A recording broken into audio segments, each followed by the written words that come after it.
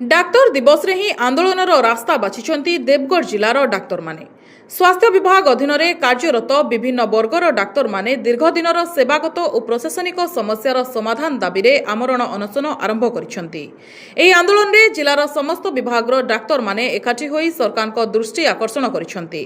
सेमानको कहिबा अनुसार बहुदिन धरी विभिन्न दाबी और समस्या उठाई आसुथिले मध्य कोनोसी स्थायी समाधान करा जाय नाही। फलरे बाध्य होई सेमाने अमरण अनशनर पथ बाछिछंती।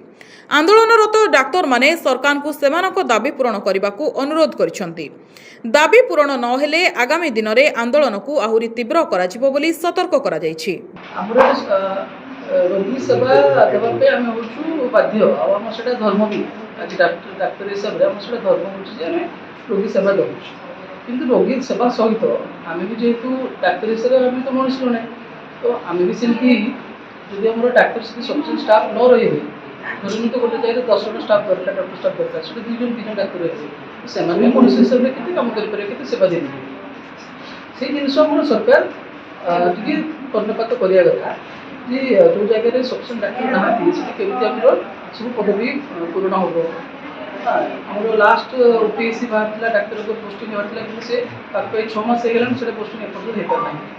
हमर सीनियर स्पेशलिस्ट डॉक्टर जते सब अछन डाक्टर पोस्टिंग होबा कथा पोस्टिंग हे पर नाही। आउ गोटे आम जो रोज मेजर जिनस डिमांड जोड़ा रही रोज के एग्जिट पॉलिसी आमर जो डाक्तर भाई मैंने जाऊँगी केविके से केविके जाऊँगी कि 5 वर्ष सरकार नियम थी सत्वे बाधित आसपा मुख्य कारण आउ गए आम एत आडवर्स कंडीशन रोगी सेवा दूँ केते प्रोन रोज आम भी इन्फेक्शन माने हमको हबार भी इन्फेक्शन रोज चांस रोज बट ता सत्वे भी सरकार आमर हेल्थ इन्शुरांस कवरेज किसी भी माने डिसीजन नहीं करना तो सेटा हमर बहुत बड़ दाबी रोची सरकार तो समस्त को हेल्थ इन्शुरेंस दिया जाय आयुष्मान हिसाब रे कि पूर्व आगे से चार सब थिला हम सब कर लोक सब से कर आम जो सर्विस प्रोवाइड करू आम पे से सेवा हमको उपलब्ध हे पार। उपस्थित समस्त डॉक्टर मानक आज डॉक्टर्स डे स्वागत जनाऊँ। आज का दिन में गोटे डॉक्टर मानक गोटे बहुत बड़ दिन बोले डॉक्टर्स डे बट आज दिन में आम ये स्ट्राइक करवा कि सब जिन करने आज बाध्य हो सरकार आम कथा बिल्कुल शुणुना। आम दीर्घ 6 मास तले सरकार आमको प्रतिश्रुति देते जहाँ भी आम पॉइंट्स थी से कह बट 3 मास पर सरकार करेंगे मानी बट 6 मास है आम किसी सुविधा पाइलु ना से आज आम बाध्य हो स्ट्राइक आयोजन करने पेसेंट मैंने हैरान न होगापी आम के चाहूँ कि आम पाखे आगे किसी ऑप्शन ना आमर दाबी अच्छे आम इमरजेंसी ड्यूटी करूँ आम पाखे सिक्यूरीटी ना कि आम लोक तो गहली आमको घेराव कर दौरान कुछ ट्रिटमेंट करने को दौना आ सिक्यूरीटी भी आम पाखे अवेलेबल ना आमरजेंसी ड्यूटी करने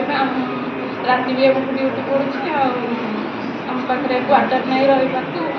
पाख हस्पिटाल पाखे क्वार्टर नहीं रहा आम दूर को जावा कर सिक्यूरीटी जावा करने ड्यूटी करने राति